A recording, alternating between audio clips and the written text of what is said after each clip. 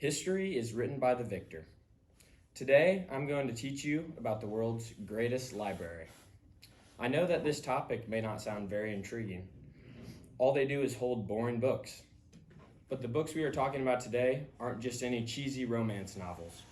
The books I'm talking about date back to the BC era and would have given insight on early human civilizations, and maybe even unlocked a few mysteries of the past. What I'm talking about is the Library of Alexandria. It was located in, take a guess, Alexandria, Egypt. This is the longest lasting and most packed full of information-wise library ever. It was what the Egypts called a universal library, and according to Britannica, had a whopping 700,000 books stored inside. It was created to be a museum for scholars to have an easy access to a variety of books on many different topics. But why should you care?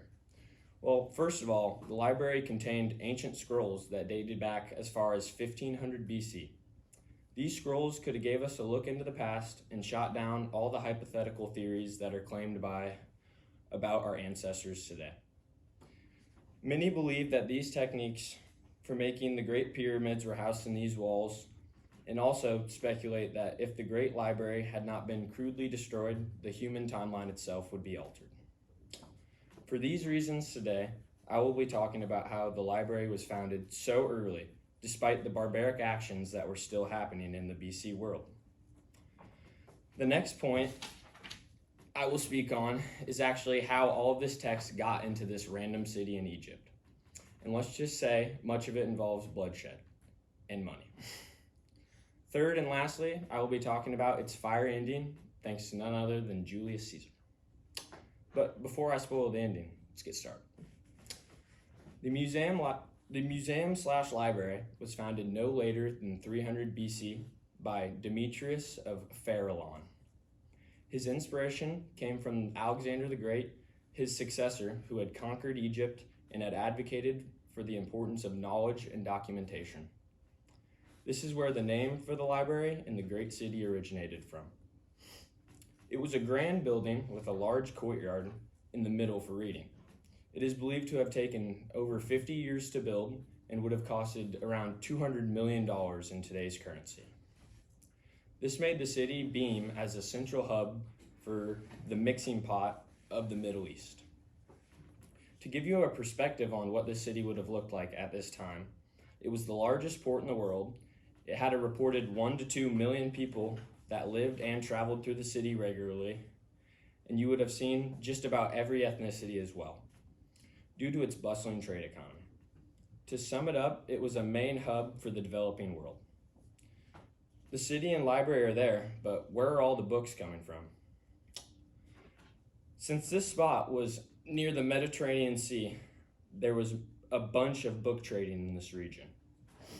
This allowed for the library to obtain many different ages and topics of books. The museum had an unlimited budget awarded by the pharaoh, which allowed the historians to go out and find books and copies of books to bring back to the library. This was a massive project, and almost all available books were bought up throughout the Middle East. In this process of buying these books, many famous texts from philosophers and dramatic poets were recovered. This includes works from Plato, Homer, Aristotle, Pythagoras, Aeschylus, Sophocles, and Euripides. These writers were known as the fathers of modern knowledge and have many pieces of work that are still read today and studied by college students. Now that you know the authors of the works inside the museum, let's talk about some interesting information that was inside its walls. To start, the library was divided into 10 different sections: rhetoric, law, epic, tragedy, comedy, lyric poetry, history, medicine, mathematics, natural science, and miscellaneous topics. Through these topics, the first ever library catalog was created. Another piece of work that astounded many modern day scientists was the nearly perfect calculated circumference of the Earth. This shows how truly advanced we were as humans in the BC times and sheds light on how Maybe historians don't have it all right with the loss of information over time. Now that begs the question, who in their right mind would destroy such a vital piece of information from the past? The answer is none other than Julius Caesar. Around 48 BC, there was a civil war going on throughout Egypt. It was barbaric and oftentimes ended with raping and looting of everything in the army's path. Considering Julius controlled the Romans, the strongest military force at the time, he had no problem storming the city of Alexandria and taking it for himself. Yet he must not have informed his men of the importance of one building in the middle of the city. This led to the library being lit on fire during battle and millions of historical texts burned up with it. Although not all was burned, the damage was done. It has been said that after this initial burning, they tried to rebuild, but soon were met with more conflicts and the building ceased to exist. This was the single largest loss of historical items and text that would have been studied in schools probably to this day. The estimated worth of all these books and scrolls combined today would be in the billions, and for this reasoning, the Egyptians did not believe in. And their reasoning for this was that the Egyptians did not believe in Catholicism. Shocker. War over religion.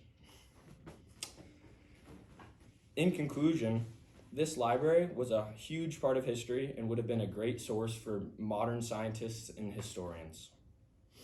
All in all, we went over the beginning of the Museum of Alexandria. We discussed how the library acquired all of the books at such an early time in history.